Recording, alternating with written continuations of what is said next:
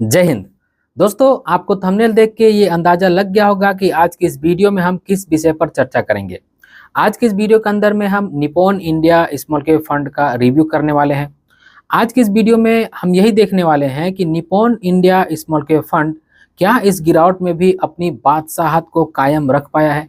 क्योंकि अगर असल मायने में स्मॉल कैप कैटेगरी के फंड को किसी को बादशाह कहना होगा तो Nippon India small cap fund ही है। क्योंकि जितना AUM size Nippon India small cap fund के पास में है, उतना एम साइज किसी भी स्मॉल कैप कैटेगरी के फंड के पास में नहीं है। और दूसरी इनकी जो सबसे अच्छी बात है वो ये है कि जब से ये फंड लॉन्च हुआ है तब से आप देखेंगे कि इसका परफॉर्मेंस कभी भी खराब नहीं हुआ है। हर पैरामीटर पर हर समय आपको Nippon India small cap fund से अच्छा ही रिटर्न देखने को मिला है। लेकिन सवाल यहाँ पे आता है कि क्या फिलहाल भी इस फंड का परफॉर्मेंस वैसा ही है? क्या इस फंड ने अपनी बादशाहत को कामयाब रख पाया है? जानेंगे आज की इस वीडियो में। तो स्वागत है आप सभी का एक नई वीडियो में। आशा करता हूं आप सब अच्छे होंगे। मैं हूं अनवर अंसारी। चलिए पेश करते हैं। तो अब आप देख सकते हैं हम आ गए हैं लैपटॉप की स्क्रीन के ऊपर, और जितनी सारी फिल्टर्स थी उसे मैंने पहले से ही अप्लाई कर दिया है ताकि आपका समय कम से कम लगे। अब जैसा कि वीडियो के शुरुआत में हम एम साइज ही चेक करते हैं, तो सबसे पहले हम Nippon India small cap fund का एम साइज ही चेक करेंगे। तो आप देख सकते हैं फिलहाल हमें 57,009 करोड़ रुपए के आसपास का एयूएम देखने को मिल रहा है। देखिए, जब मैं वीडियो शूट कर रहा हूं तो 22 फरवरी 2025 का दिन है, यानी कि जो हमें डेटा देखने को मिल रहा है वो 21 फरवरी 2025 का हमें देखने को मिल रहा है। अब जैसा कि इस वीडियो के अंदर में हम Nippon India small cap fund का परफॉर्मेंस चेक करने वाले हैं। हम ये जानने वाले हैं कि क्या Nippon India small cap fund अपनी बादशाहत को इस गिरावट में भी कामयाब रख पाया है। तो इसके लिए हम सबसे पहले 3 मंथ का एब्सोल्यूट रिटर्न चेक करेंगे। इससे हमें ये पता चलेगा कि Nippon India small cap fund में फिलहाल कितनी गिरावट हमें देखने को मिल रही है। जैसा कि मैं अपनी लगातार वीडियो में आपको कह रहा हूं कि अगर हम 3 मंथ का एब्सोल्यूट रिटर्न चेक करेंगे तो सारे ही फंड का हमें माइनस में रिटर्न देखने को मिलेगा, लेकिन हमें ये देखना है कि किस फंड ने सबसे कम माइनस में रिटर्न हमें दिया है। तो मैं 3 मंथ के एब्सोल्यूट रिटर्न पर क्लिक करता हूँ। तो अब आप देख सकते हैं कि जिस फंड में सबसे कम गिरावट हुई है वो है quantum small cap fund, Motilal Oswal small cap fund, axis small cap fund, HDFC small cap fund. हमें ये देखना है कि Nippon India small cap fund इस मामले में कहां पर रैंक कर रहा है। तो आप देख सकते हैं कि इस मामले में जितने भी फंड हमारे पास आए वो फंड 30 है। तो इस मामले में Nippon India small cap fund 22वें नंबर पर रैंक कर रहा है। तो आप ये कह सकते हैं कि 3 मंथ के दौरान जो गिरावट हुई है उसमें एवरेज टाइप का परफॉर्मेंस करते हुए Nippon India small cap fund हमें देखने को मिल रहा है। अब हम 6 मंथ का एब्सोल्यूट रिटर्न चेक कर लेते हैं कि 6 मंथ के एब्सोल्यूट रिटर्न के बिहाफ पर कहां पे Nippon India small cap fund rank करते हुए दिख रहा है। तो जिन फंड में सबसे कम गिरावट है, अगेन देख सकते हैं Motilal Oswal small cap fund, Invesco India, axis, quantum, ये फंड है। हम देखते हैं कि Nippon India small cap fund कहां पर रैंक कर रहा है। तो अगर मैं 6 मंथ का एब्सोल्यूट रिटर्न चेक कर रहा हूं तो यहाँ पे भी ये 24वें नंबर पर रैंक कर रहा है। 30 जो फंड है इनमें से 24 नंबर पर ये रैंक करते हुए दिख रहा है। तो 6 मंथ का जो एब्सोल्यूट रिटर्न है इस बिहाफ पर भी ये जो फंड है वो औसत परफॉर्मेंस करते हुए दिख रहा है। अब हम 1 साल का एब्सोल्यूट रिटर्न चेक करते हैं कि 1 साल के एब्सोल्यूट रिटर्न के बिहाफ पर ये फंड कहाँ पर स्टैंड करता है। तो यहाँ पे भी आप देख सकते हैं कि Motilal Oswal small cap fund plus में रिटर्न देते हुए दिख रहा है, लेकिन हम Nippon India small cap fund को देखते हैं तो यहाँ पे भी हमें प्लस में ही रिटर्न देखने को मिल रहा है, लेकिन ये यहाँ पे भी 12वें नंबर पर रैंक कर रहा है। तो अगेन हम कह सकते हैं कि ये भी यहाँ पे भी औसत परफॉर्मेंस करते हुए ही Nippon India small cap fund हमें देखने को मिल रहा है। अब अगर हम 3 ईयर का CAGR चेक करेंगे तो no doubt Nippon India small cap fund का परफॉर्मेंस आपको ठीक देखने को मिलेगा। अगर हम 5 ईयर का CAGR चेक करेंगे तो भी हमें Nippon India small cap fund का बेहतर ही देखने को मिलेगा, क्योंकि जितना हम पीछे जाएंगे उतना ही हमें इस फंड का अच्छा रिटर्न देखने को मिलेगा, क्योंकि पास्ट में इस फंड ने बहुत ही अच्छा करके दिखाया है। तो हमने ये चेक किया कि अगर हम 3 मंथ का एब्सोल्यूट रिटर्न चेक करते हैं या फिर 6 मंथ का एब्सोल्यूट रिटर्न चेक करते हैं या फिर 1 ईयर का एब्सोल्यूट रिटर्न चेक करते हैं तो Nippon India small cap fund का औसत परफॉर्मेंस हमें देखने को मिल रहा है। अब हम पी रेशियो चेक कर लेते हैं, यानी कि प्राइस टू अर्निंग, यानी कि इससे हमें ये पता चलता है कि ये जो अपने पोर्टफोलियो में स्टॉक्स रखे हैं वो कितने ऐसे स्टॉक्स हैं जो ओवर वैल्यूड है। तो मैं पी पर क्लिक करता हूं तो आप देख सकते हैं सबसे ज्यादा P trust small cap fund का है, दूसरे नंबर पर Invesco India small cap fund है। और अगर मैं Nippon India small cap fund की बात करूं तो आप देख सकते हैं कि ये 17वें नंबर पर रैंक कर रहा है। तो ये इसके लिए अच्छी बात है कि इनके पोर्टफोलियो में ज़्यादा एक्सपेंसिव स्टॉक्स नहीं है। इनका जो पी है लगभग 46 के आसपास में है, और जो टॉप पर फंड है उनका जो पी है वो 64 के आसपास में है। तो पी जितना कम रहेगा उतना ही अच्छा होता है। तो इस लिहाज से आप देख सकते हैं कि Nippon India small cap fund का जो पी रेशियो है वो ठीक है।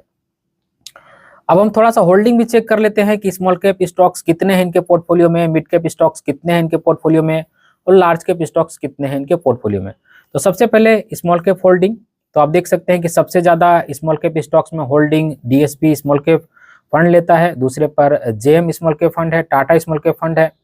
लेकिन अगर हम Nippon India small cap fund को देखें तो निप्पॉन में आप देख सकते हैं लगभग 68% के आसपास का स्मॉल कैप स्टॉक्स में होल्डिंग है, जिसको कहा जा सकता है कि बहुत ही शानदार होल्डिंग हमें देखने को मिल रही है।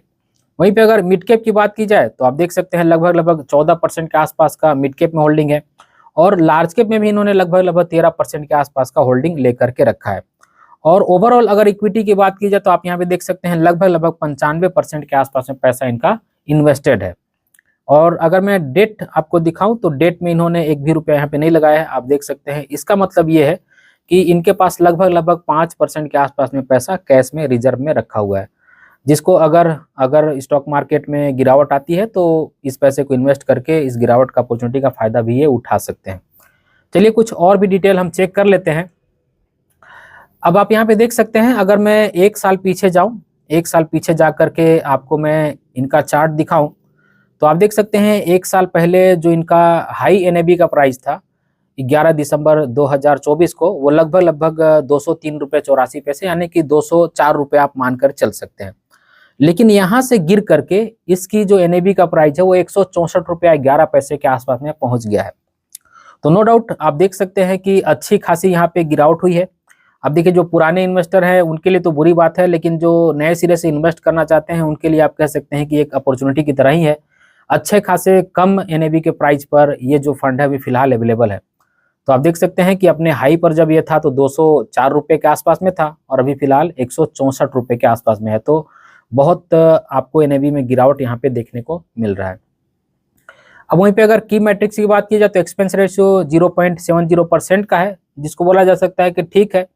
पी रेशियो भी आप देख सकते हैं, हमने देख ही लिया है कि ठीक ठाक है। बाकी के रेशियोज भी आप देख सकते हैं वो भी ठीक ही हमें देखने को मिल रहा है।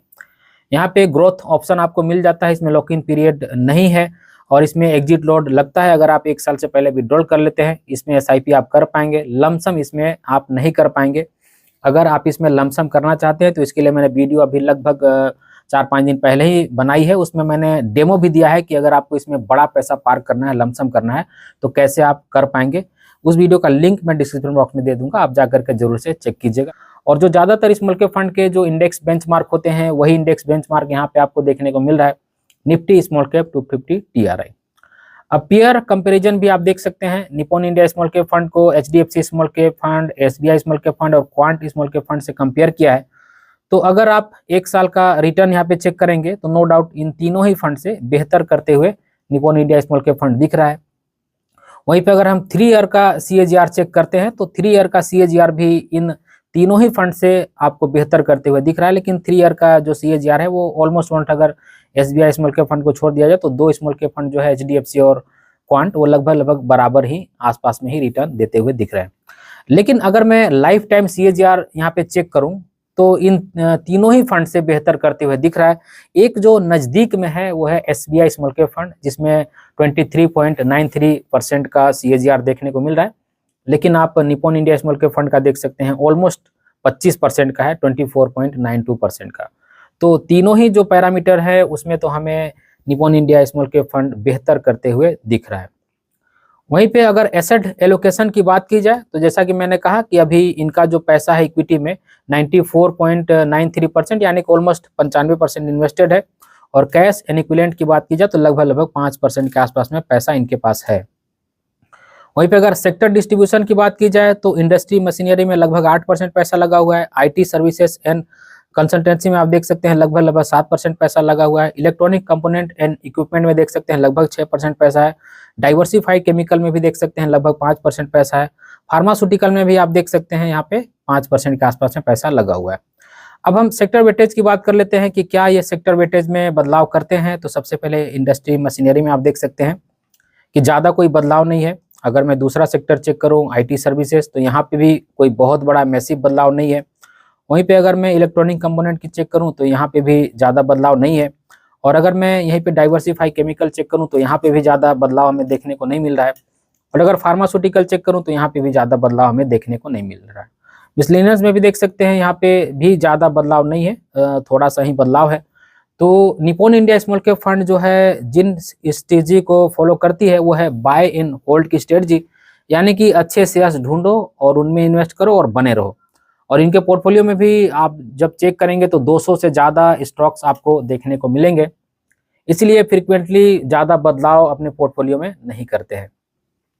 वहीं पर अगर करंट होल्डिंग चेक की जाए तो आप देख सकते हैं कि अच्छे अच्छे स्टॉक्स में इन्होंने अपना पैसा लगा के रखा है। जैसे मैं यहाँ पे देख सकते हैं HDFC Bank, Multi Commodity Exchange of India यानी कि MCX, Kirloskar Brothers, Tube Investment, Karur Vysya Bank, Dixon Technology, State Bank of India, Apar Industry, इस तरह के बहुत ही शानदार कंपनी में अपना पैसा लगा के रखा है।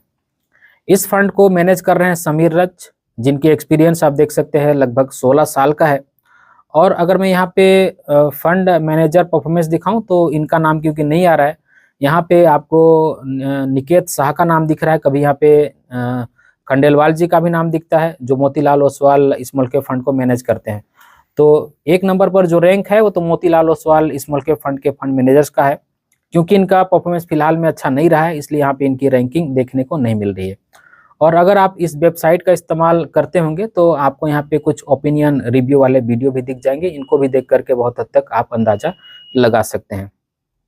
तो दोस्तों अभी हमने फिलहाल इसका जो परफॉर्मेंस देखा, यानी कि 3 मंथ का, 6 मंथ का और जो 1 ईयर का परफॉर्मेंस देखा, उससे हमें यही लगा कि इस फंड का परफॉर्मेंस बहुत बुरा भी नहीं है और ऐसा भी नहीं बोला जा सकता है कि बहुत अच्छा है इस फंड का परफॉर्मेंस। लेकिन जब मैं ये देखता हूं कि ये एक भारी भरकम AUM साइज को लेकर के चल रहे हैं जो कि लगभग 60,000 करोड़ रुपए का है, तब मुझे लगता है दोस्तों कि इतने बड़े AUM के साइज के साथ में इस तरह का परफॉर्मेंस लेके भी चलना एक बड़ी बात है। क्योंकि 60,000 करोड़ रुपए मैनेज करना एक जिम्मेदारी वाली काम होती है। और इसके बाद भी इनका जो परफॉर्मेंस है वो अभी फिलहाल का हम कह सकते हैं औसत है, लेकिन अगर हम पीछे जाके देखें तो बहुत ही शानदार है। लेकिन मुझे ऐसा उम्मीद है कि आगे चल करके इनका परफॉर्मेंस अच्छा ही रहेगा, क्योंकि इनकी जो स्ट्रेटजी है बाय एंड होल्ड की वो अच्छी स्ट्रेटजी है और अच्छे स्टॉक्स को चुन करके ये उसमें इन्वेस्ट करके बैठे रहते हैं।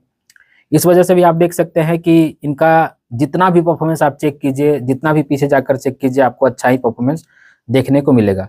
फिलहाल अभी इस गिरावट में इसकी जो NAV की प्राइस है उसमें हमें अच्छी खासी गिरावट देखने को मिल रही है। तो आप इसे ये भी कह सकते हैं कि ये एक अपॉर्चुनिटी की तरह है, जिनको अगर पैसा लगाना है इस फंड में वो लगा सकते हैं। एक बार फिर से मैं कह दूं कि अगर आपको इसमें बड़ा पैसा पार्क करना है तो इसके लिए मैंने वीडियो बना के रखी है, जिसका लिंक डिस्क्रिप्शन बॉक्स में आप जाकर के जरूर से चेकआउट कीजिएगा। तो आज की इस वीडियो में बस इतना ही। उम्मीद करता हूं आज की वीडियो आप सभी को अच्छी लगी होगी।